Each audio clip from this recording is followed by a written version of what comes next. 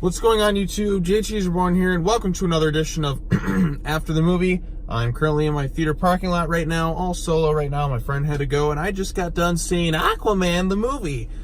This is the fifth or sixth film in the DC Extended Movie Universe, and this is the first solo film since last year's Wonder Woman. This movie was directed by James Wan. It's based on the DC Comics character of the same name, and we're here to talk about it. It stars Jason Momoa, Patrick Wilson, Amber Heard, Willem Dafoe. Dolph Lundgren's in this movie too. There's a giant kraken sea monster. There's sharks with frickin' laser beams attached to their heads. Yahya Abdul-Mateen is Black Manta. There's just a lot of stuff going on in this movie. Nicole Kidman's in it too, and Jango Fett as well. So there's definitely a lot of people in this film. So I'm going to keep this kind of spoiler-free early on, and then I can go into spoilers at a certain point in this video. So we're going to go kind of spoiler-free, basically what's been kind of shown in the trailers. It's kind of, you kind of have a gist of where it's going to go, like, as the movie starts. And, you know, if you've seen a superhero movie like this, you kind of figure, okay, it's going to go here, it's going to kind of go to there. And Aquaman is kind of like that. So, did I enjoy it, first off? Did I enjoy the movie? Yes, I did. This is an entertaining... It's hokey in a lot of parts. There's no denying that there's some scenes in particular. Like, there's a scene, okay, where some character is, like, in a ridiculous outfit and they try to have an emotional moment. I'm just sitting there snickering. I'll get to that in the spoilers, though, because I was like, oh my god, this movie... oh man, some of it gets pretty damn funny.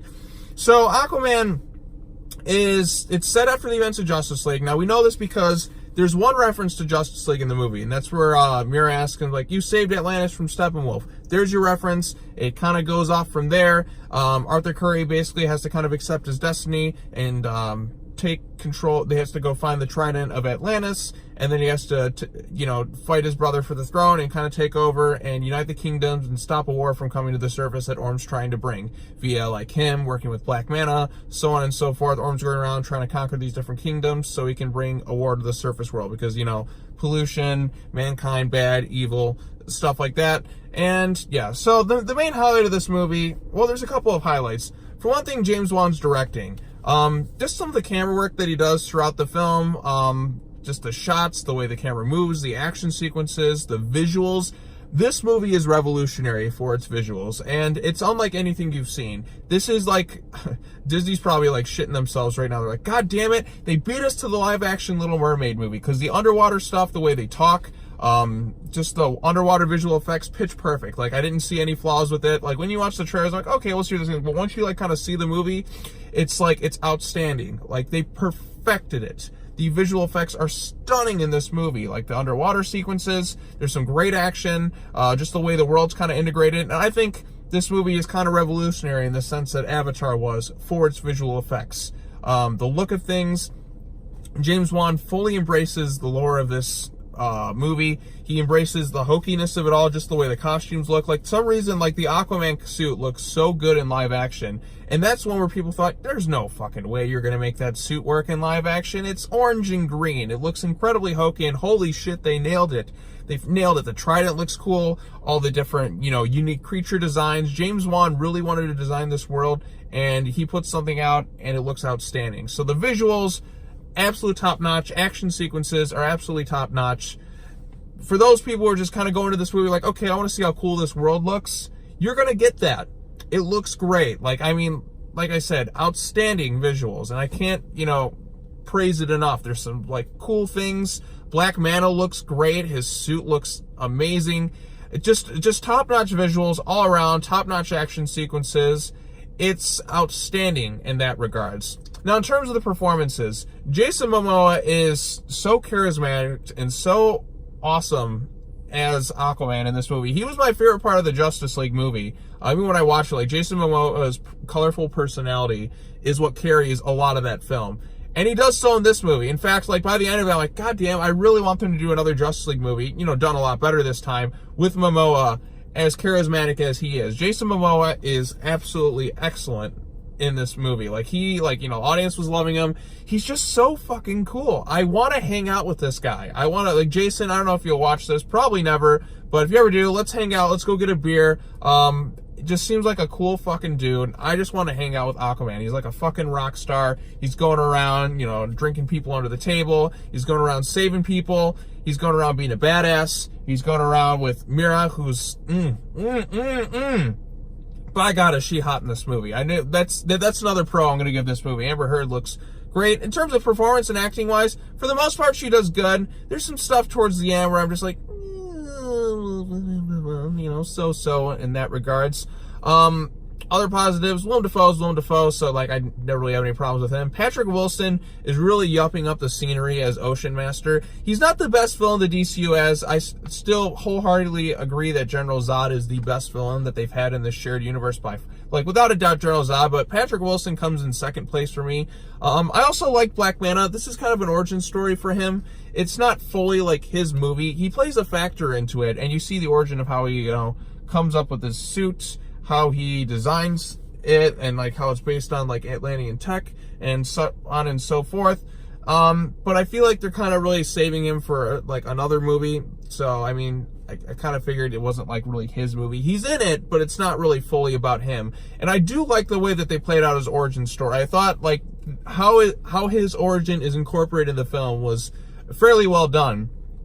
And I look forward to when they eventually make an Aquaman 2 where the focus is going to be, you know, with him as the main villain. I want Legion of Doom. That's what I want more than anything. I want a Justice League versus Legion of Doom movie done well. So, and then this movie is done well. Nicole Kidman's good. Her and his Aquaman's dad are pretty cool. The way they kind of incorporate the flashbacks, I thought was pretty well done. It's like just the way James Wan kind of directs like the transitions between that. It's done flawlessly, and it's stunning. There's some stuff here that, you know, you can obviously make fun of. Like I said, there's some like moments they try to have that are emotional, like reunions, but I'm just sitting there snickering and laughing. So like a lot of this movie is pretty hokey and ridiculous. Like just the way like Patrick Wilson kind of delivers some of his lines. Like I said, he's really chewing the scenery, really yupping it up. And I thought it was pretty entertaining. So there's definitely that to enjoy with the movie. In terms of other things that I liked, action sequences, music is nice. It's not quite like a Wonder Woman theme. I don't think this movie is quite as, I really liked Wonder Woman. I felt like more emotionally invested in Wonder Woman's story than I did Aquaman, but Aquaman has some improvements. The visuals are stronger in this film.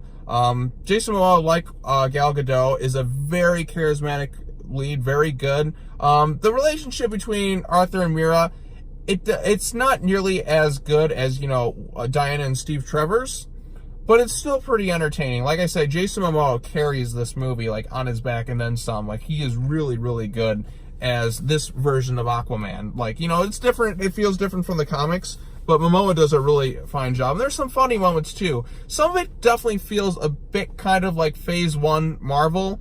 Definitely better than the first few Thor movies. I'll say that, but you definitely kind of feel like some of this is like, okay, you know, they got to go for the MacGuffin. Orm, you can kind of look at, some people can kind of see it as a bit similar to Loki, although I felt like I was definitely more invested in this than what they were doing with Thor and Loki and the first Thor movie. And I'm trying to think what else I can say without giving into full spoilers. I just definitely felt, you know, just, all right, so I'm going to kind of cut this portion here because I'm going to have to get into some spoilers. Definitely want to talk some stuff that's, you know, not there. But I will say this. I enjoyed Aquaman. Not quite as much as I did Wonder Woman of last year. Although the third act is better in this movie than Wonder Woman. And then the villain is like the second best of the DC Universe movies that they've had. You know, the shared universe beginning with Man of Steel. Because General Zod is still the best DCEU villain. Hands down, without a doubt. Black Manta was pretty cool in this film. But like I said, it's not really fully his movie. He's not given fully a chance to shine. Visuals are top notch. Acting is fine. Action sequences are, you know, incredible. If you're just kind of going for that, the story and the script is kind of the weakest point of the movie. It's not awful, but some of the lines just kind of feel a bit off. Some moments do feel, like I said, a bit off at points, but there's some entertainment value. Like, I'm like, it's kind of predictable. I will say that. Like, I'm like, okay, I kind of know exactly where a lot of this is going. But the strength of this movie definitely comes in its unique world, just the way things are kind of done visually and a sense like that. Right? I just felt like Well, when I look at this movie's like scene where he kind of puts on the armor, which you see in the trailer, which is an epic moment, I didn't get behind it quite as much as I did like when Diana steps out onto that battlefield for the first time. I don't know what it is, but like I think because you kind of get used to like the awesomeness of the world, where it's just like you just kind of get this moment. It doesn't feel quite as awesome or quite as impactful, but it still feels pretty cool. There's also a giant sea kraken monster voiced by Julie Andrews, which was revealed a few weeks ago, and I'm just like, oh my god, there is a giant sea kraken monster. There's people riding seahorses, and it just looks awesome. There's sharks with freaking laser beams attached to their heads. That's pretty sweet, and I love that aspect of the movie. So, yeah, let's get into some spoilers here. For those of you who kind of want to know some things, there is a mid-credit sequence. There is not a post-credit sequence. I will say that. So, go ahead, check out the movie, come back for the spoiler section, or if you don't give a shit, let's talk. Give you a second. Okay, full spoilers here. So, yeah, Arthur gets his suit, and it looks great. They kind of do their underwater battle, and it's pretty cool, like the way things are done, the different kingdoms, the stuff with the trench and that. Arthur gets the thing. He does battle with Orm at the top. The final fight between Aquaman and Orm, it's entertaining. It's better than the Wonder Woman and Ares fight of last year, but it's still not going to top the final fight between General Zod and Superman and Man of Steel. That movie, you know, say what you want about it. It is a divisive movie. I think more people are generally enjoying that than, you know, a lot of things. But Man of Steel has the best final fight action sequence in any superhero movie I think I've ever seen. Just the way it's done, the music, everything. It's so epic and just awe-inspiring. I will give Zack Snyder this credit. He is an outstanding visual director, and you can't take that away from him. He is really good in that regards. So, the final fight between Aquaman and Orm, it is a bit short. It's just kind of like Aquaman kind of does his thing. It's like, okay, you know, they're calling back to this moment. He does his little twirly thing, breaks it, smack, blah, blah, blah, blah, blah. Orm surrenders. Nicole Kidman comes back because they thought she was dead, sacrificed to the trench, which she kind of was, but she kind of escaped. And then she has this reunion with Arthur where she's wearing one of the trench creatures. And it's so hokey. I'm just seeing Nicole Kidman try to have this emotional moment, and she's in a fucking trench monster shark suit. And I'm just sitting there laughing my head off. I'm like, oh my god, they're just going all out of it. I don't know if it was intentionally funny, but it was cracking me up. I just couldn't stop laughing because it's just so ridiculous. She's in this shark suit trying to hug him. And then you see Orm's costume, it's this ridiculous purple thing like you see from the comics. But I'm like, yeah, they're really embracing this hokiness. Some funny bits here and there. It's Black Manta. Okay, the big spoiler with Black Manta is Arthur beats the shit out of him. Like, Aquaman kicks his ass at one point in the movie. Black Manta's suit is pretty awesome. But the movie is kind of setting up him as, like, a villain in the sequel. Because the mid-credits sequence, Black Manta survives the attack from Aquaman. He gets saved by, like, Randall Park. I think that's the character's name or the actor. I'm not too certain. But he gets saved. And then he's just like some dude who you see on the backgrounds in the news who's just kind of like, oh, our pollution, blah, blah, blah, blah, Atlantis is real. And they're like, Atlantis isn't real. He's like, yes, we do. We have Aquaman, yada, yada, yada, blah, blah, blah. And then Black Manta's in things like, I want to kill, he really wants to kill Aquaman. And the reason for it is actually pretty good. I think they did a good job setting up, like, these two as, like, future enemies. Like, especially for, like, during this one and, like, you know, the second... Like, if they do a second Aquaman, I really like what they did with Black Manta in this movie. Like, he needed more time to be fleshed out, but I feel like that's what they're going to save him for a sequel.